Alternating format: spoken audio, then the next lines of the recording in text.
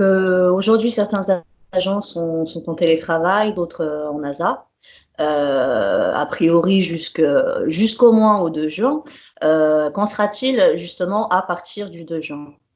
On est sur quelle position administrative et par rapport notamment à la question du télétravail qu'on veut continuer à favoriser, notamment dans les zones rouges, hein, où le virus est extrêmement actif.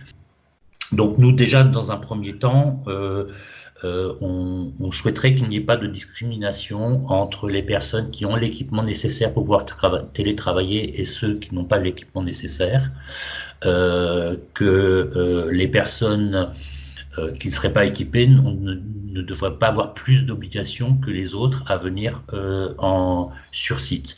Donc on souhaiterait donc qu'il y ait suffisamment d'équipements pour pouvoir équiper effectivement les personnes, notamment éloignées du lieu de travail, pour pouvoir continuer à télétravailler au moins pendant la durée de cette crise sanitaire, et donc avec une volonté, soit ils sont mis en ASA, soit ils sont en télétravail, et s'ils n'ont pas l'équipement pour pouvoir télétravailler, qu'on les équipe du matériel nécessaire.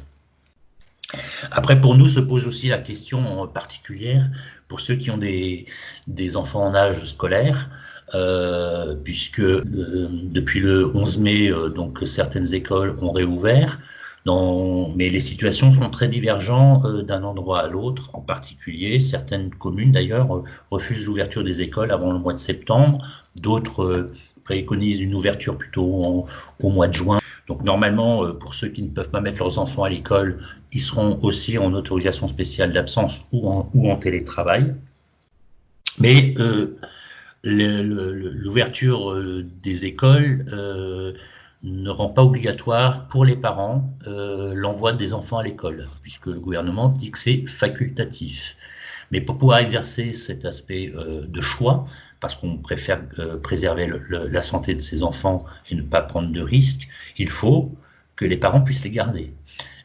Donc ça signifie que pour pouvoir respecter ce choix, si des parents décident de ne pas envoyer leurs enfants à l'école, qu'ils puissent là aussi soit être en télétravail, soit en autorisation spéciale d'absence, dans tous les cas suivant la demande des parents. Après, il y a aussi la question, y compris pour les parents qui souhaitent mettre leurs enfants à l'école et travailler, il y a quand même certainement des mesures transitoires à prendre. Par exemple, parce que des parents décident de ne pas faire déjeuner leurs enfants à l'école, même si les cantines resteront fermées, c'est un moment à risque par rapport au respect de la distanciation sociale, et donc de permettre aux parents effectivement de pouvoir aller chercher leurs enfants à l'école le midi pour leur préparer le déjeuner, les renvoyer ensuite à l'école l'après-midi.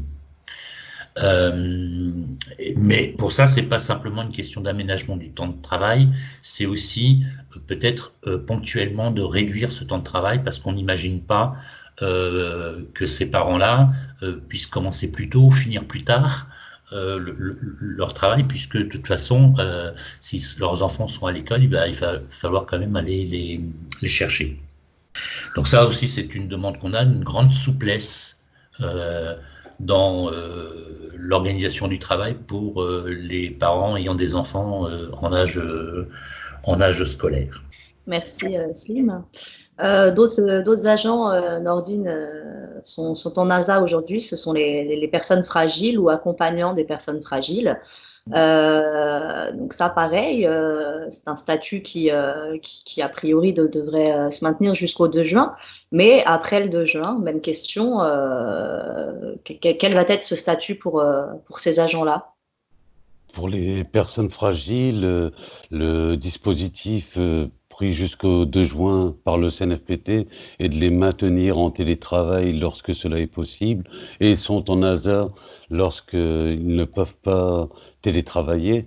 Et par rapport aux préconisations gouvernementales, aujourd'hui, c'est maintenir le télétravail au maximum, sécuriser ces personnes fragiles au moins jusqu'à pendant la crise sanitaire, Donc, pour moi, le 2 juin n'est pas une date butoir pour ces personnes-là.